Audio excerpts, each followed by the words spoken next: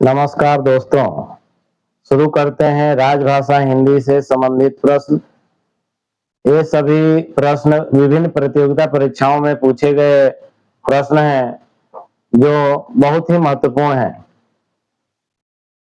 पहला प्रश्न है, राजभाषा अधिनियम 1963 की धारा 7 किससे संबंधित है? राजभाषा अधिनियम 1963 की धारा 7 उच्च न्यायालयों के निर्णयों आदि में हिंदी या अन्य राजभाषा का वैकल्पिक प्रयोग से संबंधित है। अगला प्रश्न है, संविधान के अनुच्छेद 350 के अनुसार संघ या राज्य के किसी अधिकारी या प्राधिकरण के समक्ष शिकायत निवारण हेतु अभ्यावेदन किस भाषा का प्रयोग किया जा सकता है? सही उत्तर है संघ या राज्य के किसी भी भाषा में। अगला प्रश्न है, रेलवे बोर्ड द्वारा चलाई जा रही वह पुरस्कार योजना कौन सी है जो आम जनता और रेल कर्मियों दोनों के लिए उनके रेल यात्रा के दौरान हुए अनुभवों को हिंदी में लिखने के लिए चलाई गई है? सही उत्तर है रेल यात्रा वृतांत पुरस्कार योजना। अगला प्रश्न है, भारतीय संविधान के किस अनुच्छेद के तहत संघ के आधिकारिक प्रयोजनों के लिए हिंदी भाषा के अतिरिक्त अंग्रेजी भाषा का भी प्रयोग किया जा सकता है? सही उत्तर है अनुच्छेद 343। भारतीय संविधान के अनुच्छेद 343 के तहत संघ के आधिकारिक प्रयोजनों के लिए हिंदी भाषा के अतिरिक्त अंग्रेजी भाषा का भी प्रयोग किया जा सकता है। अगला प्रश्न है, केंद्रीय सरकार के कार्यालय से क्षेत्र क में किसी राज्य या संघ राज्य क्षेत्र को अथवा ऐसे राज्य या संघ राज्य क्षेत्र में किसी कार्यालय जो केंद्रीय सरकार का कार्यालय न हो या व्यक्ति जो को पत्र व्यवहार अपवादात्मक मामलों को छोड़कर हिंदी में किया जाएगा और यदि उनमें से किसी को कोई पत्र व्यवहार अंग्रेजी में किया जाता है तो उसके साथ हिंदी अनुवाद भी भेजा जाएगा। राजभाषा अधिनियम 1976 के किस नियम में प्रावधान है? सही उत्तर है नियम 3(1). अगला प्रश्न है, प्रथम राजभाषा आयोग का गठन कब हुआ था? सही उत्तर है 7 जून 1955। प्रथम राजभाषा आयोग का गठन 7 जून 1955 को हुआ था। इसके अध्यक्ष बाला साहेब गंगाधर खेर थे। प्रथम राजभाषा आयोग का गठन 7 जून 1955 को, अध्यक्ष बाला साहेब गंगाधर खेर। अगला प्रश्न है, केंद्रीय राजभाषा कार्यान्वयन समिति के अध्यक्ष कौन होते हैं? केंद्रीय राजभाषा कार्यान्वयन समिति के अध्यक्ष राजभाषा विभाग गृह मंत्रालय के सचिव होते हैं। यहाँ प्रश्न कार्यान्वयन समिति के अध्यक्ष से है, इसलिए केंद्रीय राजभाषा कार्यान्वयन समिति के अध्यक्ष, इसका सही उत्तर होगा राजभाषा विभाग गृह मंत्रालय के सचिव। अगला प्रश्न है, एक राज्य से दूसरे राज्य या किसी राज्य और संघ के बीच प्रयोग की जाने वाली भाषा का उल्लेख किस अनुच्छेद में है? सही उत्तर है अनुच्छेद 346। एक राज्य से दूसरे राज्य या किसी राज्य और संघ के बीच प्रयोग की जाने वाली भाषा का उल्लेख अनुच्छेद 346 में दिया गया है। अगला प्रश्न है, चित्रलेखा किस लेखक की कृति है? सही उत्तर है भगवती चरण वर्मा। चित्रलेखा भगवती चरण वर्मा द्वारा लिखी गई कृति है। अगला प्रश्न है, डोंगरी भाषा किस राज्य में बोली जाती है? डोंगरी भाषा जम्मू कश्मीर में बोली जाती है। अगला प्रश्न है, राजभाषा आयोग की सिफारिशों पर विचार करने के लिए गठित समिति के प्रथम अध्यक्ष कौन थे? सही उत्तर है गोविंद बल्लभ पंत। राजभाषा आयोग की सिफारिशों पर विचार करने के लिए गठित समिति के प्रथम अध्यक्ष गोविंद बल्लभ पंत थे। अगला प्रश्न है, रेलवे बोर्ड में हिंदी संसद अनुभाग का गठन कब हुआ? सही उत्तर है वर्ष 1960 में। वर्ष 1960 में रेलवे बोर्ड में हिंदी अनुभाग का गठन हुआ था। अगला प्रश्न है, संबंधित मंत्रालय या विभाग में हिंदी के प्रचार में प्रगति की समीक्षा किस समिति द्वारा की जाती है? हिंदी सलाहकार समिति। संबंधित मंत्रालय या विभाग में हिंदी के प्रचार में प्रगति की समीक्षा हिंदी सलाहकार समिति द्वारा की जाती है। अगला प्रश्न है, केंद्रीय हिंदी संगठन का अध्यक्ष कौन है? केंद्रीय हिंदी संगठन का अध्यक्ष माननीय प्रधानमंत्री होते हैं। अगला प्रश्न है, केंद्रीय हिंदी संगठन की स्थापना कब की गई? 1947 में। केंद्रीय हिंदी संगठन की स्थापना 1947 में की गई। अगला प्रश्न है, हमारे संविधान का कौन सा अनुच्छेद हिंदी को नामोदृष्ट डेजिग्नेट्स करता है? अनुच्छेद 343। हमारे संविधान का कौन सा अनुच्छेद हिंदी को नामोदृष्ट करता है? सही उत्तर है अनुच्छेद 343।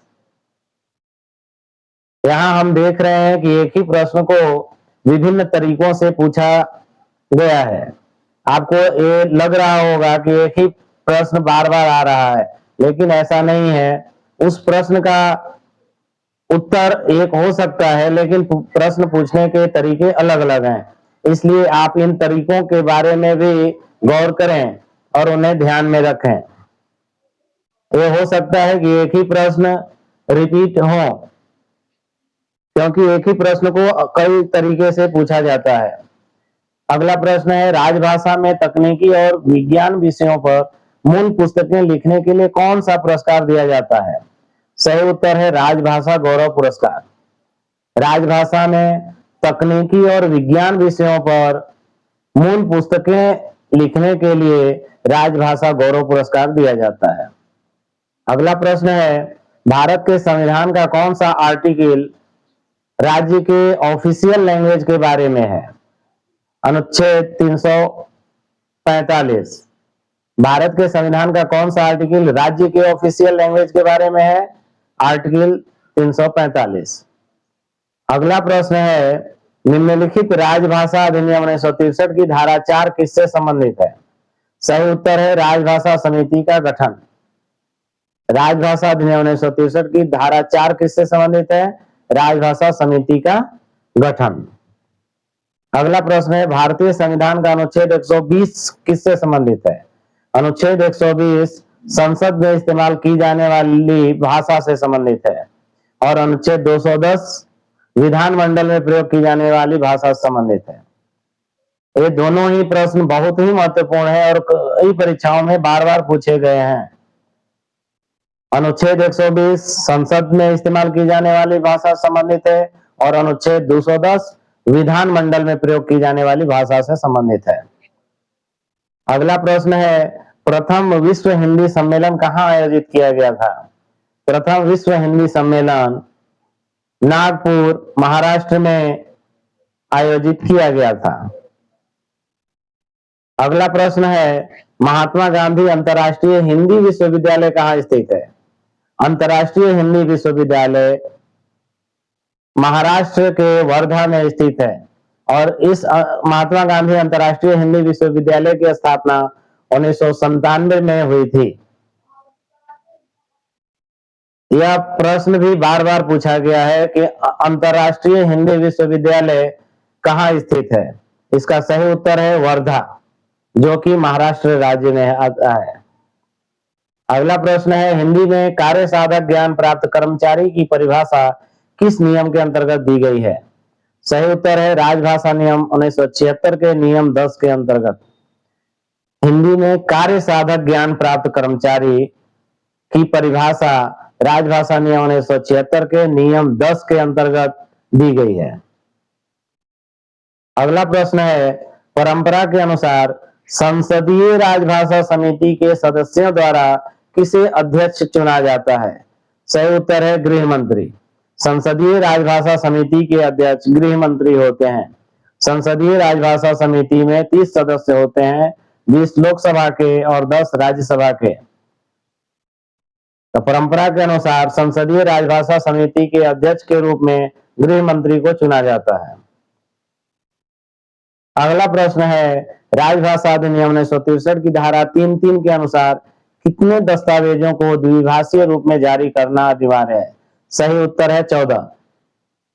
14 दस्तावेजों को राजभाषा अधिनियम 1963 की धारा 3(3) के अनुसार द्विभाषीय रूप में जारी करना अनिवार्य है। हिंदी और अंग्रेजी दोनों भाषाओं में जारी किया जाता है। अगला प्रश्न है, विश्व हिंदी दिवस कब मनाया जाता है?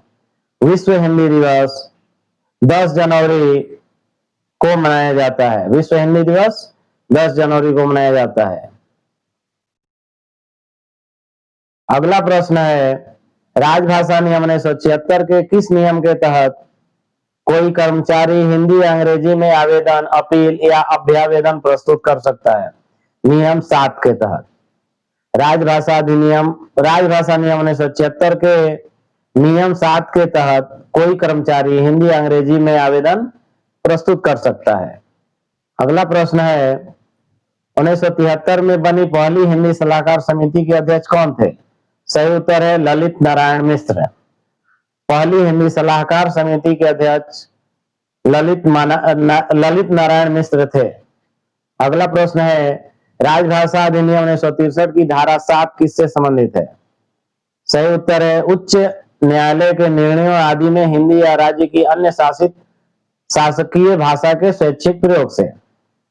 राजभाषा अधिनियम 1963 की धारा 7 उच्च न्यायालय में प्रयोग की जाने वाली भाषा से संबंधित है।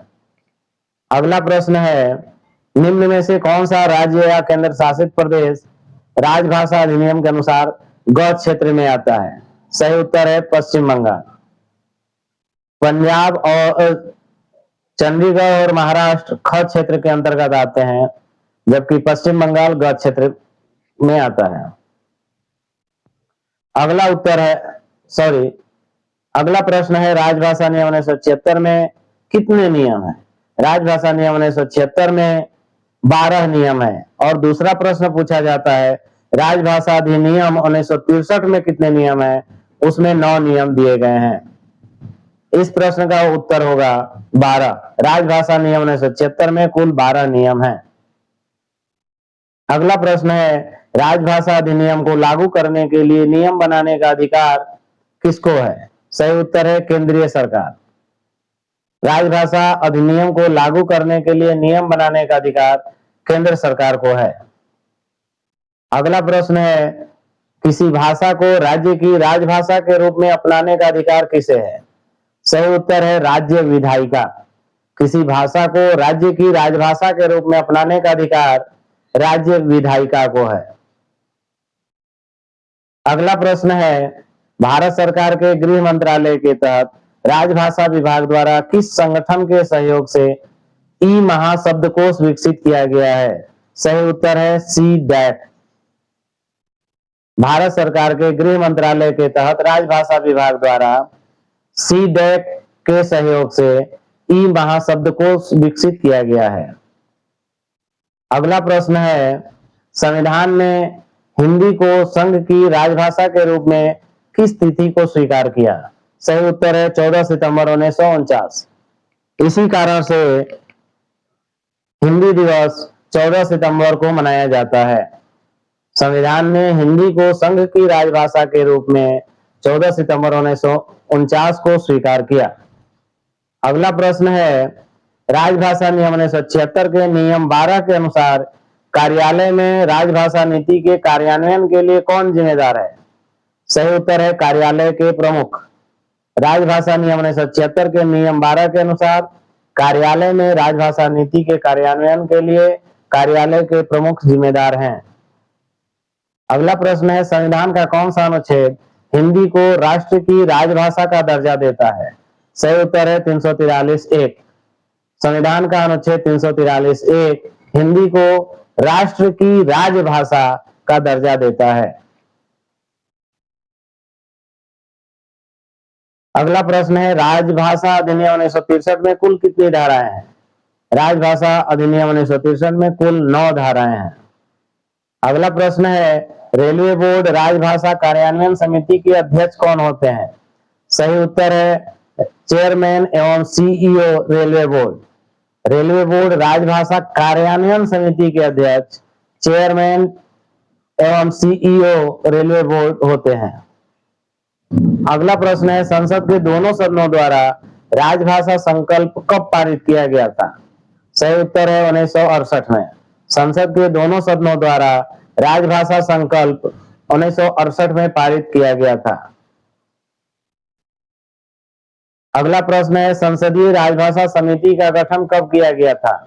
सही उत्तर है 1976। संसदीय राजभाषा समिति का गठन 1976 में किया गया था। अगला प्रश्न है, सिंधी भाषा को संविधान की 8वीं अनुसूची में कब जोड़ा गया? सही उत्तर है 1967। सिंधी भाषा को संविधान की 8वीं अनुसूची में 1967 में जोड़ा गया।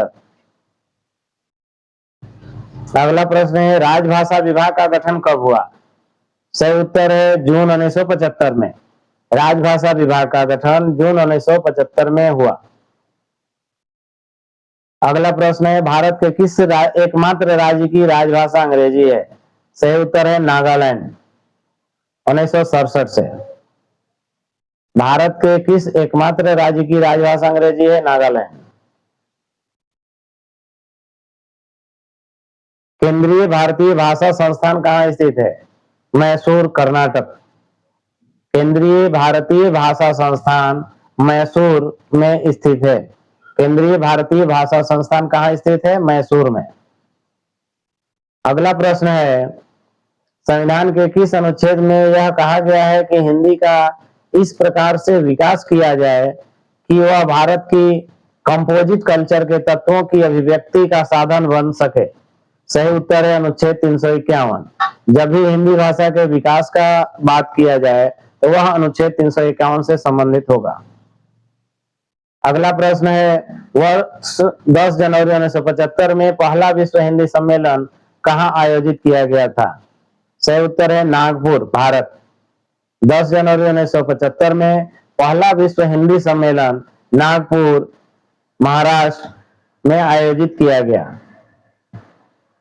अगला प्रश्न है, केंद्र सरकार के कार्यालयों को आधिकारिक राजपत्र में कार्यालयों के नाम अधिसूचित करने की आवश्यकता होती है जहां 80% कर्मचारियों ने हिंदी का कार्य साधक ज्ञान प्राप्त कर लिया है।